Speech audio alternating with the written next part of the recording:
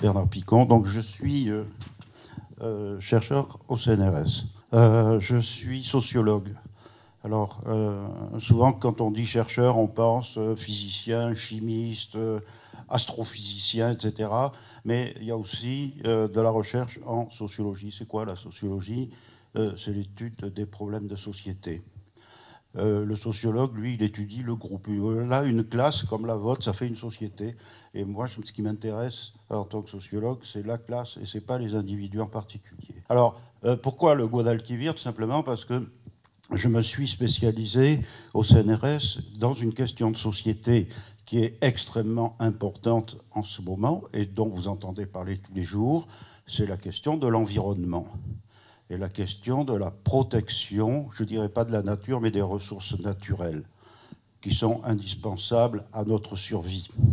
L'air, l'eau, les sols, la biodiversité, si tout ça n'existait plus ou était trop perturbé, on ne serait même pas là pour en parler parce qu'on serait mort. Donc actuellement, la grosse question, c'est est-ce que le développement des activités humaines, est-ce que ce développement-là peut être compatible avec la préservation des ressources dont je viens de parler, mais qui sont indispensables à notre survie. Alors évidemment, il faut des exemples. Il faut travailler, on ne peut pas en parler en général, il faut travailler sur ou des thèmes particuliers ou des régions particulières. Alors moi, le CNRS, le Centre national de la recherche scientifique, m'a demandé de travailler sur le delta du Rhône, où vous êtes ici.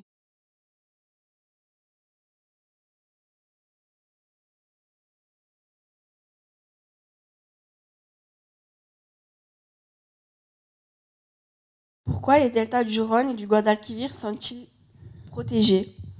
Alors, cette question est très intéressante parce que c'est une des questions sur lesquelles j'ai le plus travaillé. Et donc, c'est une question historique. Quand je vous disais qu'il fallait faire de l'interdisciplinarité, ça voulait dire que le sociologue que je suis doit travailler avec l'histoire et avec des historiens pour comprendre ce qui s'est passé. Pourquoi ils sont protégés? Avec l'idée que c'est peut-être ce qui s'est passé au cours de l'histoire dans ces deltas qui va nous donner une réponse à la question que vous me posez. Alors, vous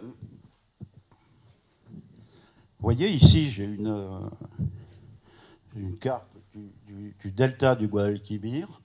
C'est une zone protégée, exactement comme la Camargue Nord. En fait, c'est le delta du Guadalquivir, comme le Rhône, comme la Camargue et le delta du Rhône. Vous avez et il y a des ressemblances extraordinaires parce que au nord du delta, vous avez une grande ville qui s'appelle Séville. Et au nord du delta du Rhône, ici de la Camargue, vous avez une ville moins grande mais qui s'appelle Arles. Arles est sur le Rhône, Séville est sur le Guadalquivir, donc vous avez une grande ville. Et puis au sud, sur la rive gauche du fleuve, vous avez une petite ville qui s'appelle Sanlúcar de Barrameda, là-bas, et qui s'appelle Port-Saint-Louis du Rhône, ici. Et donc on a quelque chose d'assez semblable. Il y a eu... alors, si vous voulez, c'était des zones qui étaient très peu hospitalières pour les hommes. Il y avait beaucoup d'inondations du fleuve. Vous êtes au courant parce que ici, on doit vous en parler de temps en temps, du risque d'inondation. Des submersions marines parce que la mer par tempête envahissait la plaine. Et parce que aussi on a un problème de sel contenu dans le sol, vous savez. Le sel empêche la végétation de pousser. Alors tout ça, c'était des contraintes qui empêchaient de mettre en valeur ces territoires, que ce soit le delta du Rhône ou le Guadalquivir, c'est pareil, de ce point de vue-là. Et donc, les populations locales se sont adaptées, et c'est le mot qu'il faut utiliser, se sont adaptées à ces problèmes. Et ils ont fait de l'élevage, ils ont fait de l'agriculture, très peu, parce que le sel empêchait de cultiver, mais ils ont vécu beaucoup de prélèvements de chasse, donc c'est-à-dire de chasse, de pêche, etc. Et puis un beau jour, à partir du 19e siècle, que ce soit là-bas, en Espagne, ou ici, en Camargue, de très grandes sociétés ont cherché à exploiter et à mettre en valeur ces deltas. Alors comment on fait souvent on endigue, comme ici, le Guadalquivir, puis après on pompe de l'eau dans le fleuve, on amène de l'eau douce dans la plaine, et puis on cultive du riz, par exemple. Ou alors on fait rentrer de l'eau de mer, et puis on laisse évaporer, puis on fait du sel. Mais ça sur des milliers d'hectares. Et puis on a essayé tout un tas de mises en valeur de ce type, que ce soit là-bas, que ce soit ici. En général, les sociétés, alors c'était des industries très importantes qui venaient de l'extérieur des deltas, et ces industries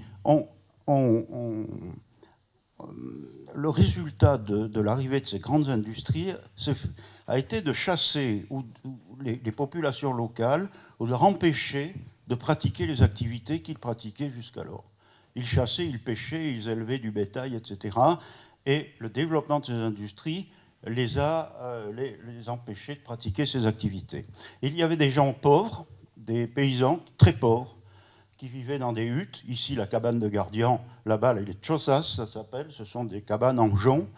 Ces gens qui vivaient en faisant du charbon de bois, qui ramassaient un peu, qui pêchaient les petits poissons, qui pêchaient les anguilles, qui chassaient les oiseaux, etc. Ils vivaient comme ça, et ils aimaient bien ce mode de vie.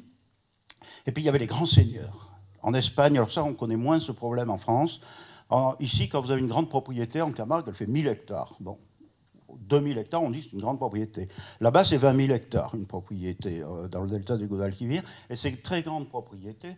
Donc, le parc, notamment là où est le parc de Doñana, appartenait à des seigneurs qui s'appelaient les ducs de Medina Sidonia, qui se réservaient le droit de chasser et de pêcher le gros. Alors, ils chassaient le gros gibier, ils pêchaient les thons, etc. Ils laissaient les petits poissons et le petit gibier aux paysans. Donc, il y avait des inégalités d'Ancien Régime très importantes, mais tous ces gens, finalement, s'étaient habitués à ce mode de vie. Les seigneurs, parce qu'ils chassaient pour le plaisir, et puis les paysans, parce qu'ils chassaient pour manger. Et quand ces sociétés sont arrivées, ces gens se sont battus. Les seigneurs et les petits paysans se sont réconciliés pour dire non, on veut continuer à vivre comme on vivait avant. Et ils ont très souvent obtenu gain de cause. Et en obtenant gain de cause, ils ont réussi à préserver les territoires qui leur permettaient de chasser, de pêcher, etc. Et donc, quand vous me demandez pourquoi ces espaces sont protégés, c'est parti d'un mouvement social, alors, je ne sais pas si vous comprenez ces termes, de résistance à l'extérieur dans ces deux deltas. Voilà. Je ne sais pas si vous avez compris ma réponse. Bon. N'hésitez pas à poser des questions ou à lever la main pour faire des interventions. Qu'est-ce qui pose la question?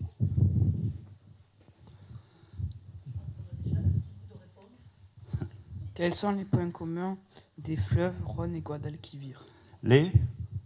Quels sont les points communs des fleuves Rhône et Guadalquivir? Alors, moi, je vais, parce que je pense qu'on a qu'une heure, donc on peut pas, il est difficile de dire beaucoup de choses, mais je dirais qu'il y a un point commun, c'est que ces deux fleuves se terminent par un delta. Vous avez d'autres fleuves en Espagne, notamment sur la façade atlantique, enfin plus ou moins au Portugal, bon, qui n'ont pas de delta. Vous avez des fleuves en France, comme la Garonne, la Seine, la Loire, qui n'ont pas de delta. Donc pourquoi ces deux fleuves ont un delta? Alors un delta, c'est quoi? C'est une zone très plate et très marécageuse, comme la Camargue, que vous avez dû y aller quand même un petit peu, qui est constituée des limons apportés par le fleuve. Quand on pense à un fleuve, en général, on pense à l'eau. On dit un fleuve, c'est un truc avec de l'eau qui coule. Bon. Eh bien, il n'y a pas que ça, il y a quelque chose de très important dans l'eau des fleuves, c'est ce qu'on appelle les sédiments.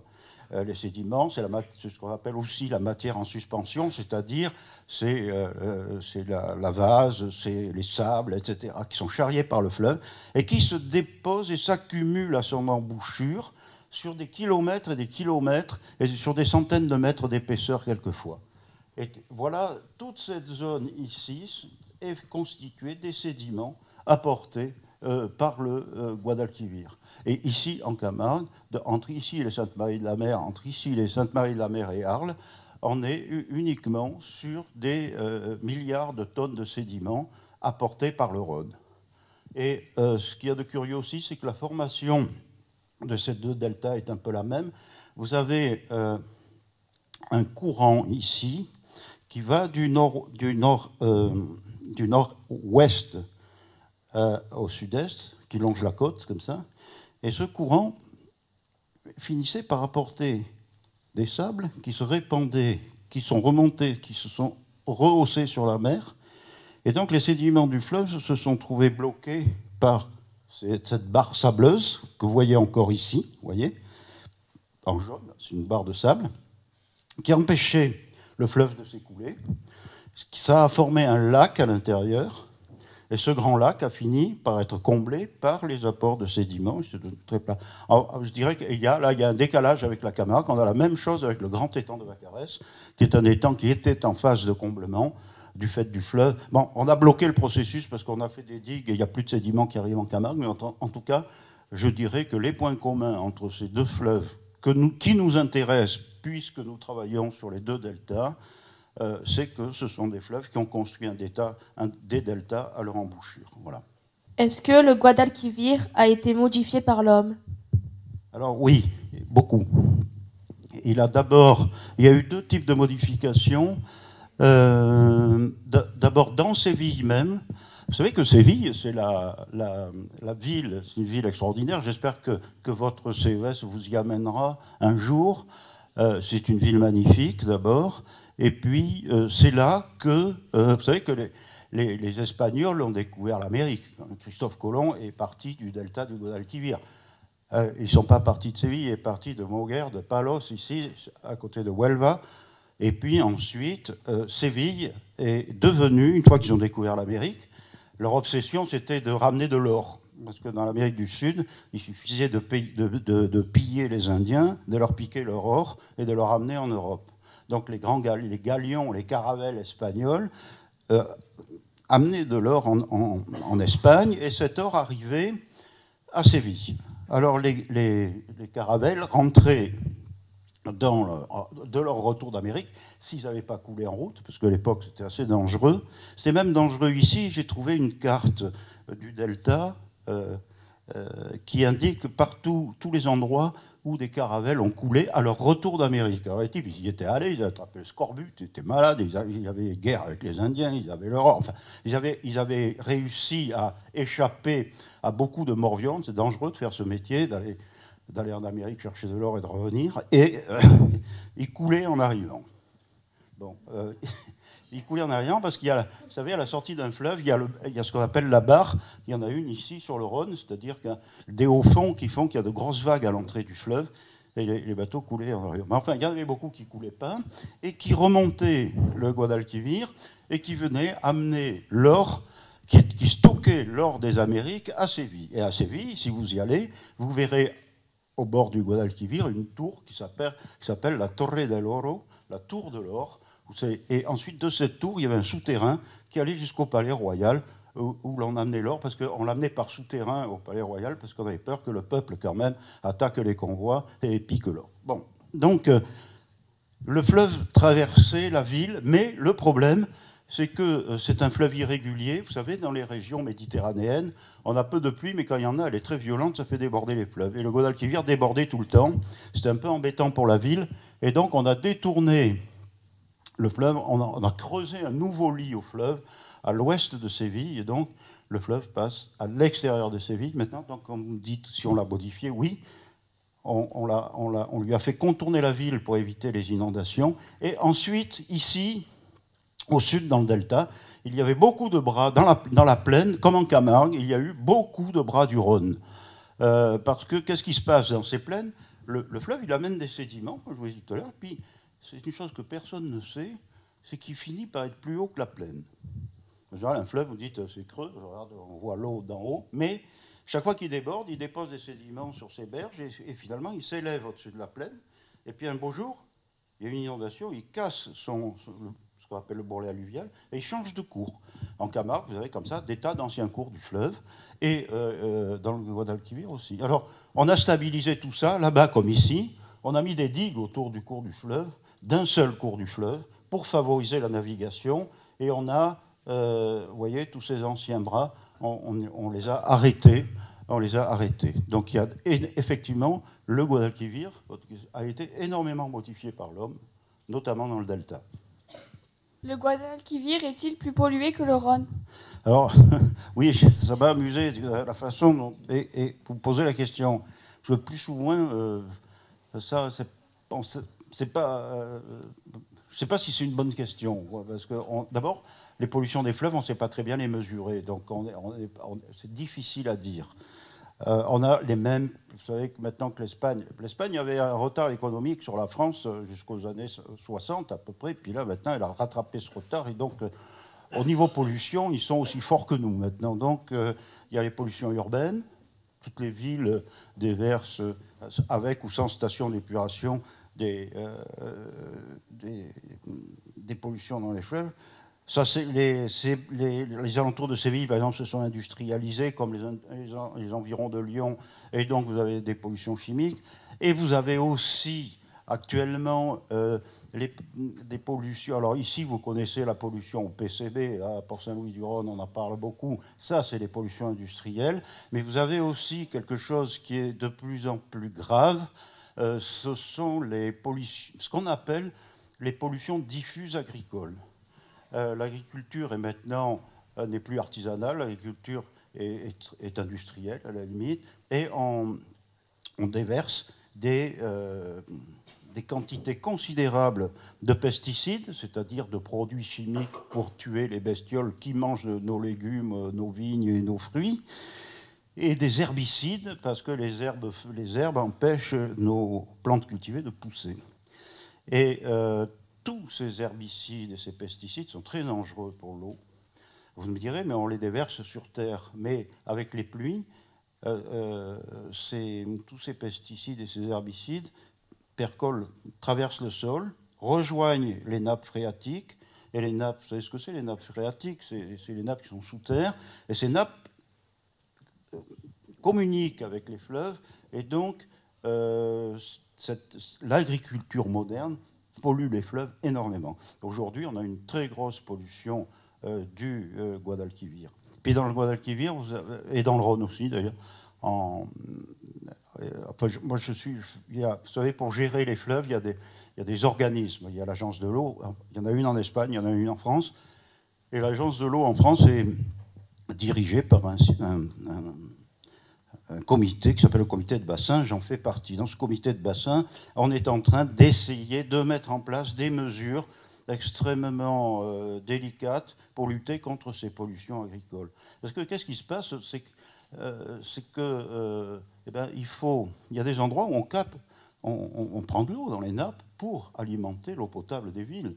Et donc on est obligé maintenant d'interdire aux agriculteurs de mettre des herbicides et des pesticides aux alentours, dans les zones relativement proches des captages, ce qui est très difficile à faire. Enfin bon, il y a des politiques très compliquées. Puis, alors sur le Guadalquivir, vous avez eu dans cette zone-là, en 1998, une catastrophe. Vous aviez un stockage, un endroit où on stockait des résidus de produits miniers, une mine abandonnée, mais avec des tas de métaux lourds, des tas d'éléments comme ça, qui étaient très mal stockés dans une vallée, puis on avait où ces sédiments, où ces polluants étaient retenus juste par une petite digue très mal faite. Cette digue a cassé, et là, toute cette région-là, nord du delta,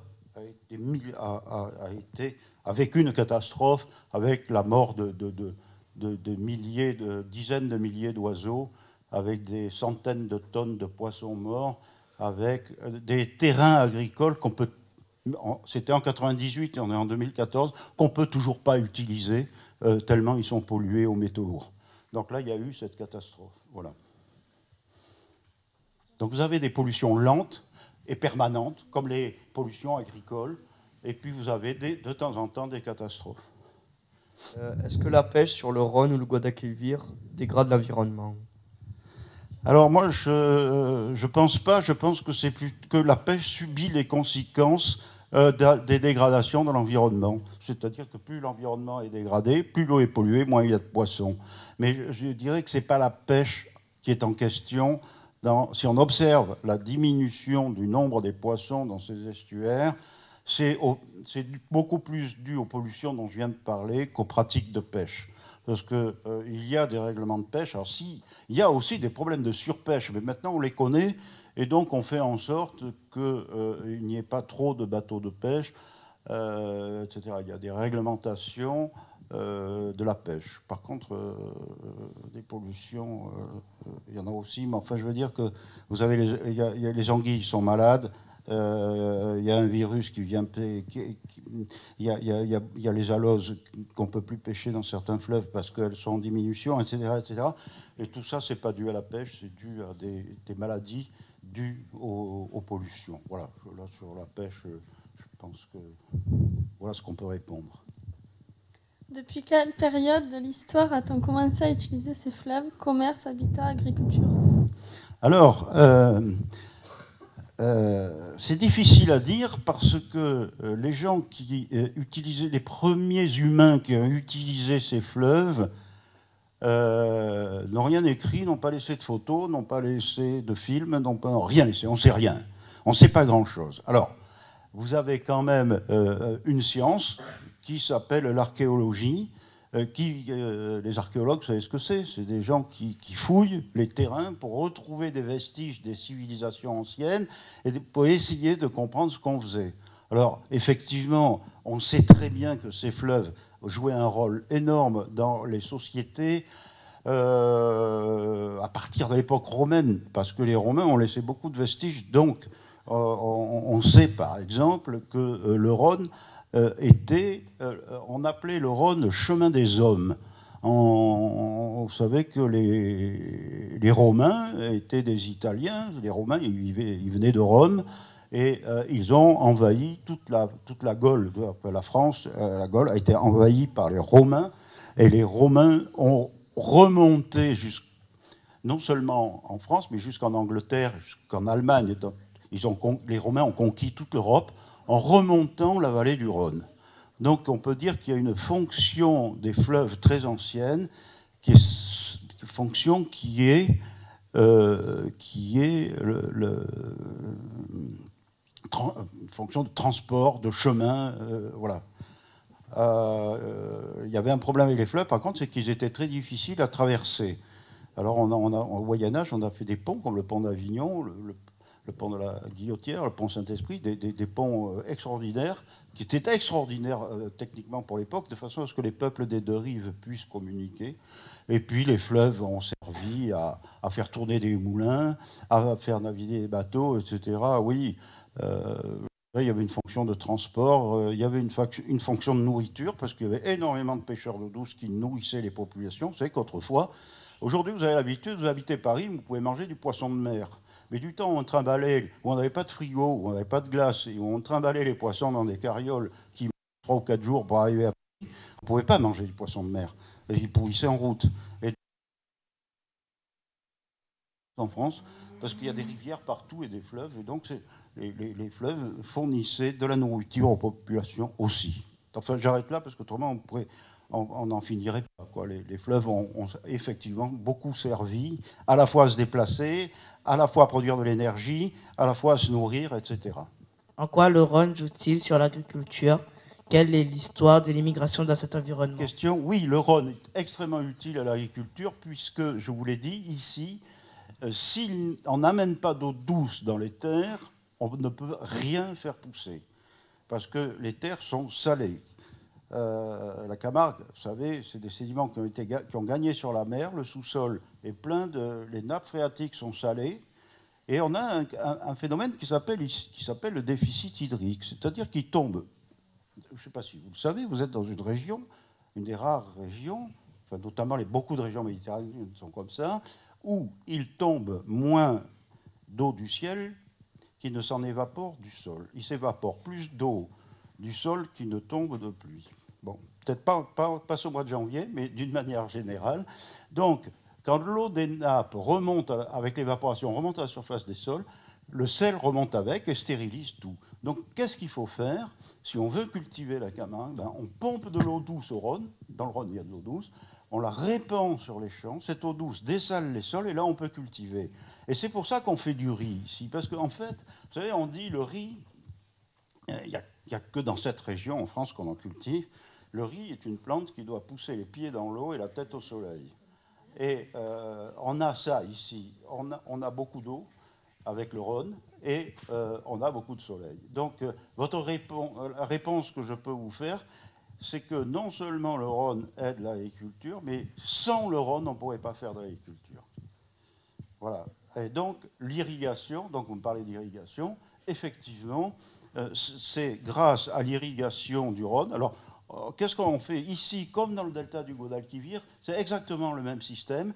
Les agriculteurs ou les propriétaires de terres se regroupent parce que pour irriguer, qu'est-ce qu'il faut faire? Il faut mettre ce qu'on appelle des stations de pompage. Il faut pomper de l'eau au fleuve. Ça coûte cher, des pompes. Il faut les faire tourner, puis il faut payer l'électricité. Ensuite, cette eau du Rhône, on l'envoie dans des gros canaux qui s'appellent des roubines. Et puis en plus, ces roubines, ensuite, en plein de petits canaux qui déversent cette eau douce dans les champs, il faut les creuser. Donc, les propriétaires du delta du Guadalquivir comme du delta du Rhône, là où c'est cultivé, ils se regroupent en associations. Ici, ça s'appelle des ASA, vous amusez, ASA, associations syndicales autorisées. Ce sont des associations de propriétaires qui financent l'irrigation. Pourquoi le Guadalquivir se nomme-t-il ainsi? Parce que ça vient du mot arabe Guadalquivir, qui veut dire la grande vallée. Il ne faut pas oublier que l'Espagne a été arabe pendant 4 ou 5 siècles, je sais pas, à peu près. 8 siècles, ouais, pendant 8 siècles sous l'Ancien Régime. Donc après de l'époque romaine jusqu'à la reconquête espagnole, c'est-à-dire 15e, oui c'est ça, 1492. Voilà, toute cette région, notamment l'Andalousie, était... Alors vous retrouvez encore dans beaucoup de mots espagnols des mots d'origine arabe.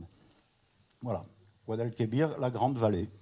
S'installer au bord du Guadalquivir, est-ce une chance ou un danger pour l'homme? Commençons par le danger. Le danger, c'est le danger d'inondation, etc. Bon, ok. Mais la chance a été, tout au cours de l'histoire, dans tous les documents que j'ai pu lire, c'est que l'Andalousie est un pays où il ne pleut pas, c'est un pays très sec. Le delta du Guadalquivir, c'est plein d'eau, c'est plein d'oiseaux, c'est plein de poissons. Donc c'est plein de protéines, ce qu'on appelle les protéines animales. Dans le reste de l'Andalousie, qui était une région extrêmement sèche et pauvre, il ne poussait pratiquement rien. On faisait pousser un peu de blé, et encore qui poussait mal parce que c'était trop sec. Les Andalous qui habitaient dans le delta du Guadalquivir mangeaient, non seulement ils mangeaient à leur faim, mais en plus ils pouvaient échanger les poissons qu'ils pêchaient, les oiseaux qu'ils attrapaient, etc., avec des céréales, un peu de blé ou des pois chiches que cultivaient les gens qui étaient dans les collines sèches. Mais aujourd'hui, où on vous dira ouais, c'est malsain, c'est insalubre, habiter dans les marais, peut-être, mais à l'époque, c'est là où il y avait les protéines et c'est là où l'on vivait le mieux. Donc, pour répondre à votre question, c'était vraiment une chance d'habiter là. Juste une seconde, moi je voudrais, avant que vous partiez tous...